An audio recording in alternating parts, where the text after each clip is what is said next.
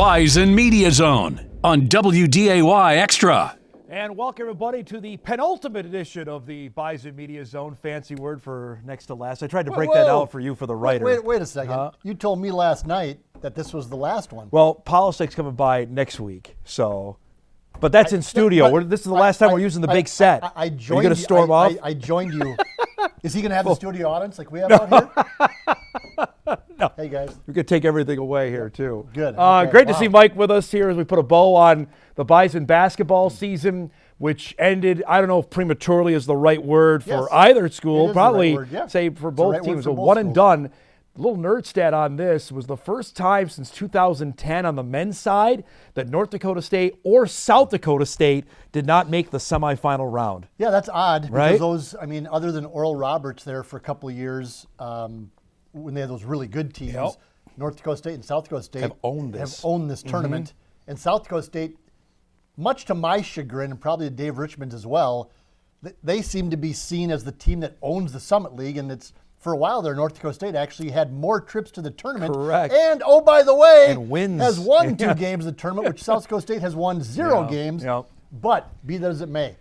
Odd to see it happen. And I think both of them were a little surprising. Yes.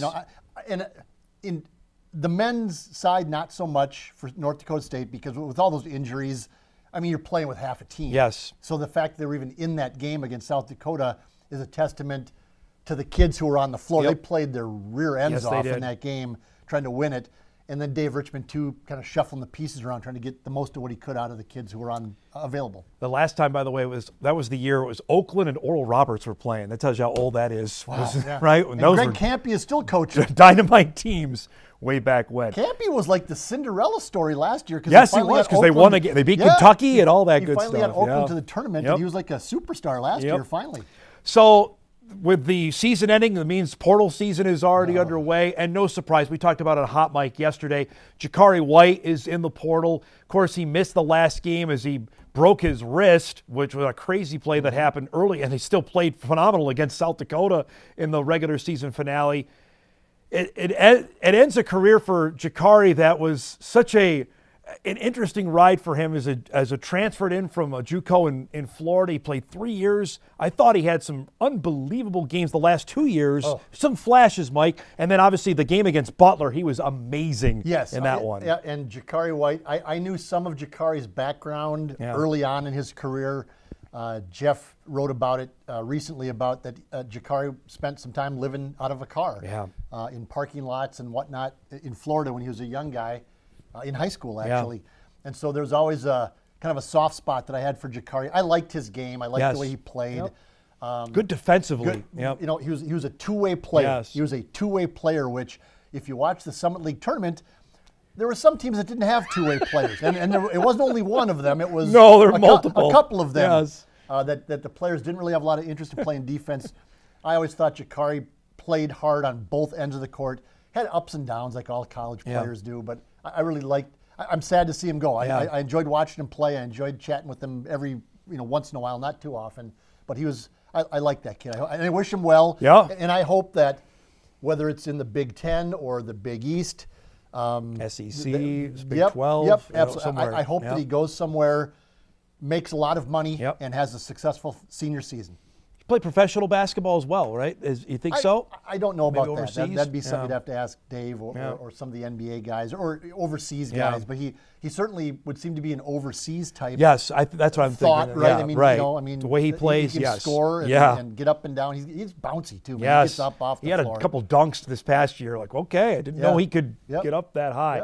So the question I know for Bison basketball fans is, for the guys returning, who do you build around for 2026? I look right at if Tajavis Miller stays, he's probably 1A in my mind, right? Yeah, well, I just said Noah Federson. I'd like to see Noah Federson at 6'10", to whatever he is, 30 or 40, athletic. I'd like to see him take that next step. I thought maybe Noah was going to take that next step. We thought this year, and not be a leader because Jakari and some of the seniors, Mason Millers, the transfers. Kasuki was. I thought maybe they were more this year, but I thought maybe Noah was going to have a better year than he did. Had some big games. Was inconsistent, probably was the best way. But certainly to Javis Miller, I thought for much of the year, especially late in the year, I thought that he warranted a starting spot. I haven't talked to Dave about this, so I need to be careful. I want to be fair to him. But as the lineup shrunk for the Bison, he needed somebody to come off the bench to give him energy, give him defense, give him minutes. And I think maybe that's the role that Tajavis played. He was the sixth man of the year. Yep. That's the crazy part. If you're the sixth man of the year, whether it's the NBA or the Summit League, shouldn't you be in the starting lineup? Yeah, if you're that good, right. Like the best sixth man in the league. And I agree that he was. Yes. That maybe he should be in the starting lineup. But there's a rotation thing. You need somebody off the bench that can give you some things. That's what Tajavis did. How about Andy Stefanowicz, what you saw late in the year? Brendan Watkins was, I would think, both ineffective and he was also hurt. Stefanowicz came in, I thought, gave them some really solid minutes to warrant a stronger or maybe a longer look at for next season. Yeah, and Andy just needs to get bigger. Yes. I mean, you can see right there, he's still very Slight, light and very, I don't want to say skinny, but he's skinny. And so he needs to get stronger. I think we saw, especially the UND game up there, I thought that the UND physically, put a guy on him and kind of said, you're not going to go there. And he wasn't really strong enough to get around some of the stuff they were throwing at him. But he clearly has, he just is like a gym rat kind of guy. Yes. He kind of, he strikes me as that kid who's just really smart with the basketball, good enough shooter, I think, and can make free throws. So if the Bison need a guy to get around guys. Yes. You and I have text strings going on Thursday and Saturday nights when the Bison are on the road. Yeah. And I'd like to see Dave get a guy, and maybe it's Andy Stefanowicz, who can get around defenders and create and break things down so that the other team has to scramble to guard everybody. And I don't know that I see that. It's been a long time since Vinny Shahid played here. Vinny Shahid was probably the last guy. And Griesel could do that too, just because of his size. Yes. But he could get around guys. Grant Nelson as a wing, as a 6'10 wing, could get around guys because he was so huge or so long. But I'd like to see a point guard that can just wiggle and get to the basket. I look, Trayson Anderson, the young guy out of Lincoln, Nebraska, got some minutes. He's got the size, Mike. Again, that's a guy, if he can stay, to develop, see what you got there. Obviously, Watkins, you think, is going to be back. He'd have 1 year of eligibility. We mentioned Stefanowicz, Tajavis. After that, you really don't know what this basketball roster is going to look like next season. Yeah, and I think you had Dave on an earlier program here, and he said he's got, 4 or 5 He said 4 to 5. I think it's north of that. I mean, if you can offer 13 scholarships in Division I basketball, that means he has 9 guys, 8 guys returning. Right, I'm not sure. My math is different maybe than Wapaton math, but Alexandria math different than Wapaton math. But I mean, whatever the case, I mean, you have to be optimistic that you're going to have guys come back, and you're not going to say, we're going to lose 11 guys. Some teams will. Some teams will for sure. But it's just, this is what it's going to be in this era. Right. And I've said this before. I support the right of athletes to move around more than they were able to before, because coaches and everybody else can move around whenever they want. Without any penalty. I think at some point there has to be some guardrails, because I've already heard from fans, Dom, that they're like, well, why should I invest in a team because I don't know who's coming back next year?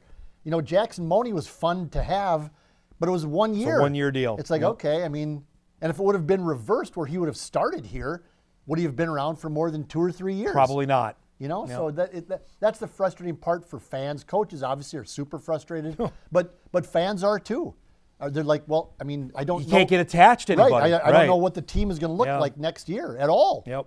So, and I'd say, I don't know if it's as much on the women's side. There is some movement, but it's not nearly as what the men's game is right now. No, it's lightning speed and that's there. a money thing. Yes. Well, I mean, women are way smarter than men. First of all, let's get that out there. That women are looking at. I'm going to get a good education. Yes.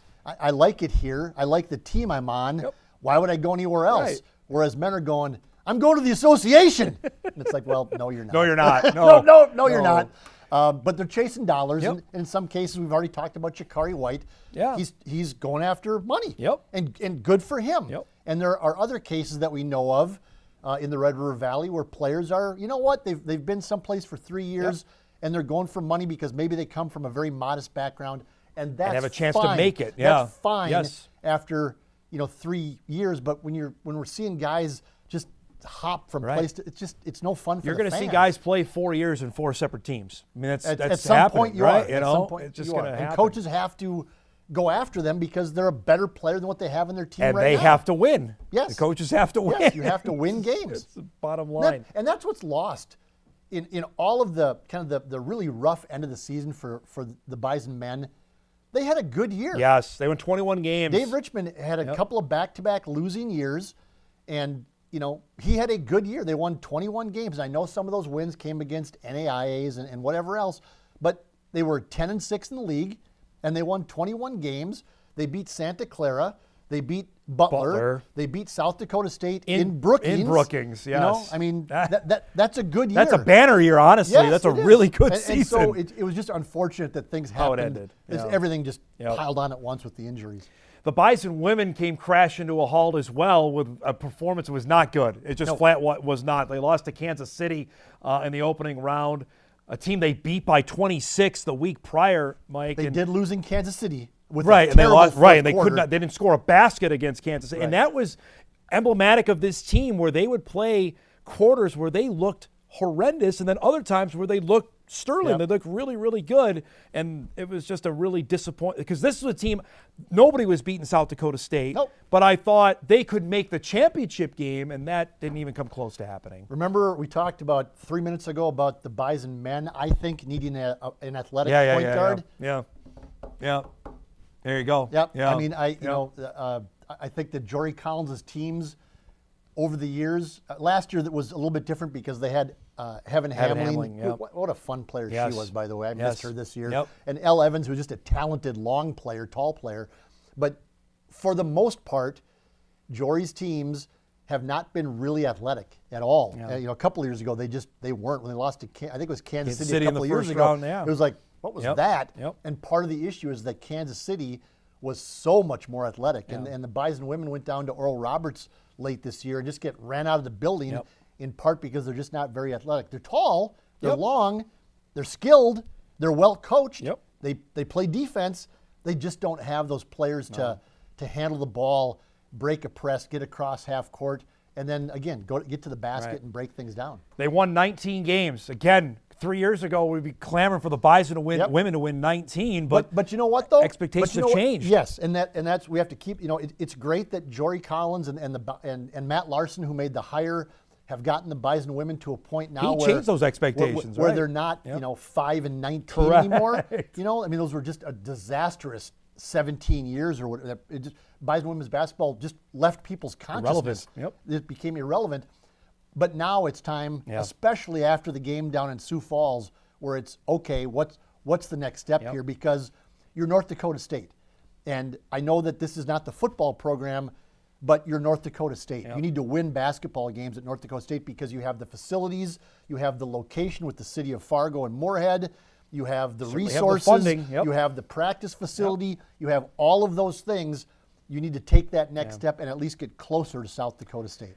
Likely they're going to play a game of the WNIT. We'll find that out on Sunday after the selection is made for the teams of 68. We'll break. You spoke about football. It's never far from our brains. Spring football begins for NDSU. We'll talk a couple players that Mike might keep his eye on when spring practice begins here in a couple weeks. We'll wrap up the Bison Media Zone right after this.